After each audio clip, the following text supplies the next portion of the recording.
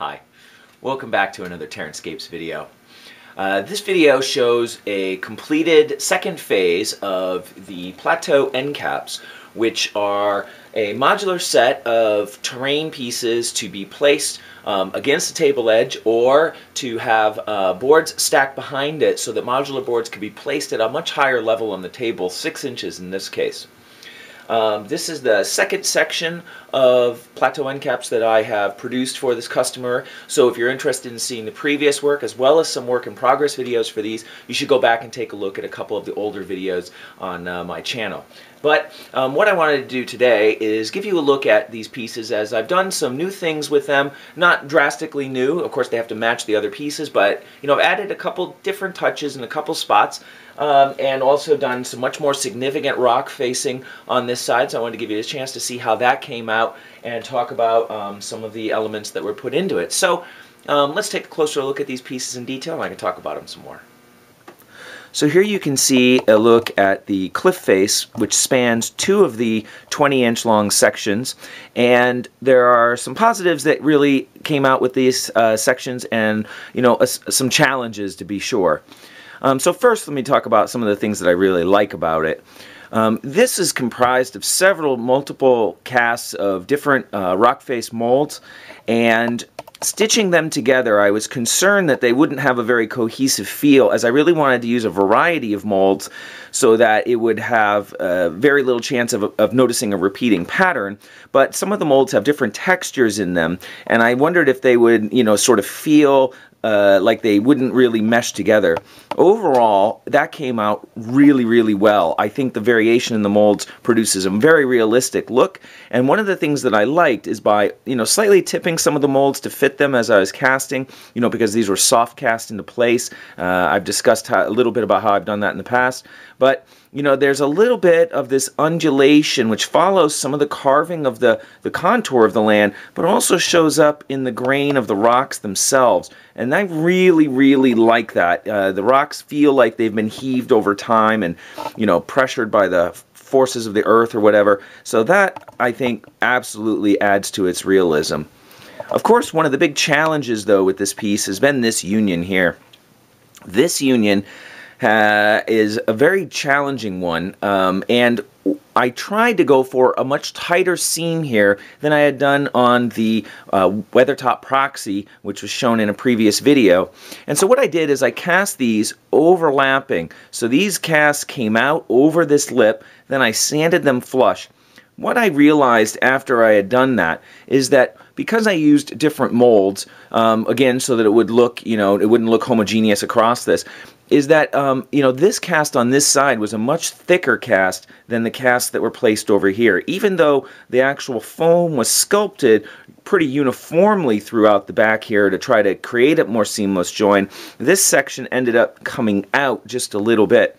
So what I've done is I've gone in and, Dremeled or rototooled, really it's not Dremel, like I should buy a Dremel someday, but rototooled this out and hand carved and chipped the stone to bring this down to this union here and make it seem a little bit more flush.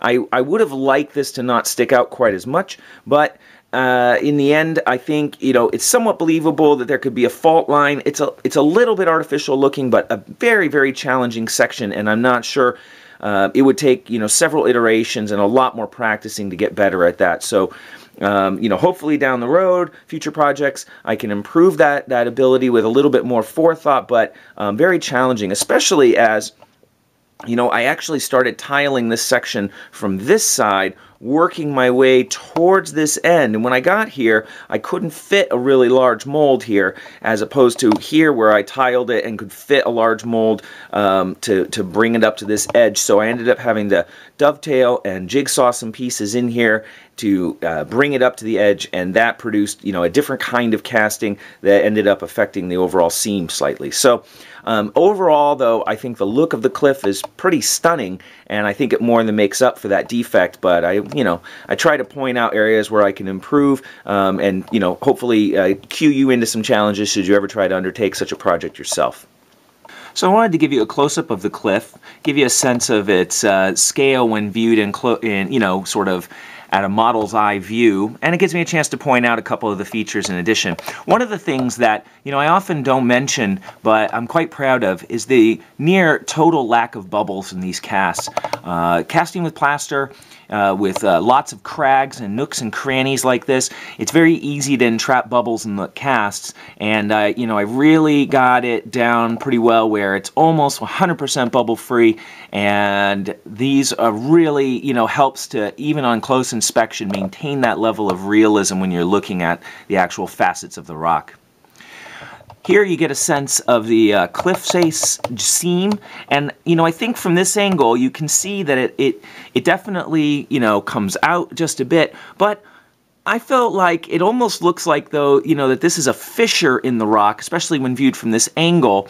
And so really there's only a few angles when it's viewed where it looks a little more artificial. And so, you know, hopefully I've done a good job of trying to, you know, bridge that seam as best as I could, you know, with the materials and the setup that I had. Looking around here, just to show a couple things that are a little bit new, this piece here is actually on a wire frame. I picked up some, oh gosh, who makes them? Bosch, I think. Wait a minute. Wait a minute. Oh, wrong. Let's see if I can get this to focus. Whoop. These are Bachmann wire foliage branches. Sorry for the extra close-up here, but I don't feel like moving the camera. They come packaged like this. They are wire frames twisted with foliage attached to them. You know, here's the open package here to get a sense of what those look like. They are awesome and horrible. The foliage on them looks great in the packaging, and when you take out the individual pieces, they're almost completely bare. The foliage is very sparse and not well attached to the wire frames. So instead of trying to use them as is, what I decided to do is actually, you know, add some adhesive to them and then flock over the existing foliage and build them up some more.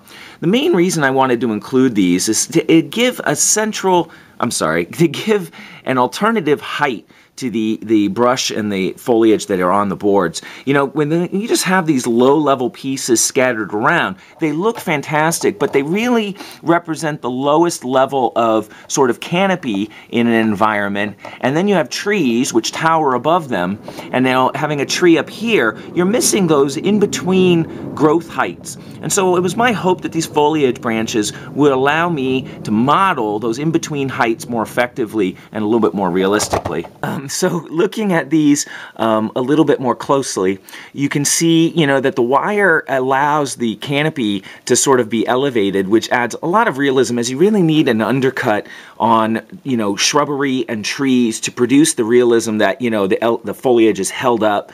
And the wires are reasonably attractive enough as they come, especially in the thinner sections, that the twisting isn't really noticeable except under really close inspection, and they look pretty nice. And once you foliage them yourself and add a little bit of a sealant, they're pretty durable. They're going to remain flexible, of course, because it is a wire, and so my concern is in shipping this that they don't get crushed. So I'm going to have to take extra care, and what I've done is nestle all of them up against the cliff face to really give them a protective feel, and also to protect them hopefully in the shipping process a little bit better.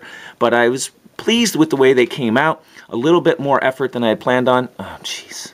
Cat, get out. Get out. Come here. And it's the kind of thing I've really been looking for, but I'm going to keep my eye out for other options down the road, as they're just a little bit difficult to work with, and I'd like them to be a little bit better out of the package. But I thought you might be interested in seeing a new product. One last thing before we leave the cliff pieces and move on to the others is that the customer had interest in, and I included a link in the last video to this bridge. He has a couple rope bridges, and the rope bridges he thought might be interesting in a future phase of the project to have it come off of a high point on the plateau caps, come to a middle terrain piece that might be extended, and then bridge to another set of facing plateau end caps. So what I've done here is I've added a small section that I've leveled and provided enough of a footprint to accommodate the the footprint of the bridge, which is about 2 inches by 2 inches, just a little bit under that. And so this is an option for future placement of a piece like that, and then build a subsequent piece on a alternate end cap, that would be abutting or facing this direction, and then that way you could span the gap with a pair of bridges. So I tried, and I think I was fairly effective in blending this into the overall feel of the cliff. Because there's a lot of undulations, I think it kind of fits in, and hopefully hasn't stood out as you've been looking at the video and wondering what's going on there. I've tried to make it as nondescript as possible, but still provide that excellent footing for the bridge. So just a little extra piece for future possible work in future phases. So here you can see the 3 other pieces completed for this phase. What I tried to do with these pieces is add in some large rock faces, and looking at these, I think in the future I'm going to want to, for the next phase, as there are more pieces to complete for this plateau, I'm going to want to stagger the height of these rock faces, as really sometimes I get focused on one aspect as I'm building. In this case it was how to implement rock faces that were large but not part of that overall cliff. So I did some in cuts into the foam so that I could recess them, have a nice sloping bottom to them. Here I have this abutment kind of coming out, and really I think in the next phase what I'm going to want to do is take some of these rock faces, drop one down, drop one up real high, so that we can have some overall height and variation. Of course, it won't look quite so uniform when placed with the other pieces that have been completed, as several of them have no rock faces at all, and of course there are the 2 cliff pieces, which add quite a bit of variety, especially as they push out quite a bit from the overall line of the pieces. One thing that I struggled with quite a bit was tightening up the seams, making sure that they're vertical and flush. I had a few suggestions from some video viewers on how to maybe have a better chance at that in the future pieces that I do, which I appreciate quite a bit, but it's a real challenge to hand sand these pieces and get them perfectly flush and vertical on all 3 axes, right? Because we're working on the 3 axes for square angles. The other thing to note, of course, is that, as I mentioned in the previous work in progress video, is that these pieces, all of them had to be built up anywhere from 1/8 of an inch to 3/8 of an inch in height, which is a significant amount on some of the pieces, and took quite a bit of work to do.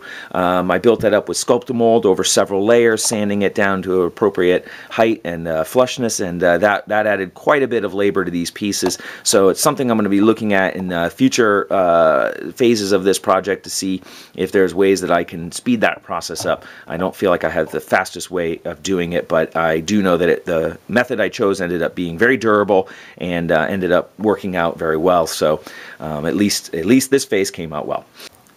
So here you can see one of the central cliff faces on the set of 3, and here you can see again some of those wire branches that I've put in. They really add, I thought after I did it, they not only add to the height variation of the vegetation, but they really give a sense of scale to the rocks. They make them seem much larger, I think because they give the appearance of small trees, so it makes this feel much more imposing, which is something I really liked and really hadn't anticipated when I was originally placing them.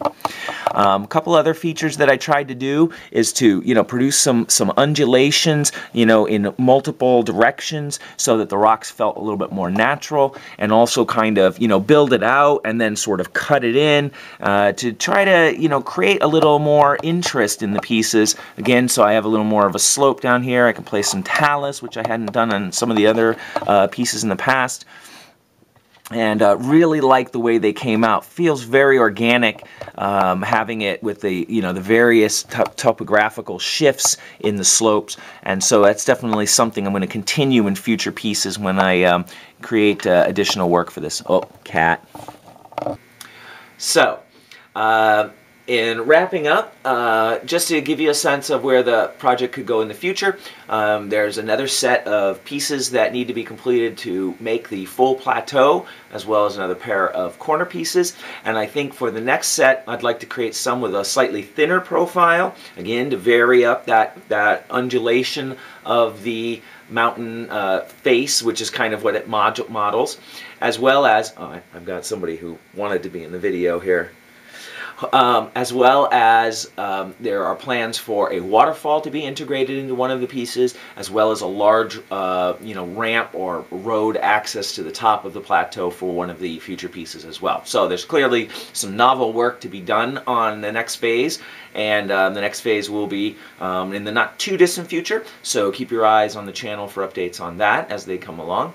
And hopefully you've enjoyed taking a look at these pieces. I appreciate you taking the time to watch this video, and if you have any questions or comments, you can always leave feedback in the comment section below. I'm happy to answer questions, and I appreciate the suggestions that I get from the community. It really helps me to move forward on certain projects. So thank you, and I'll talk to you soon.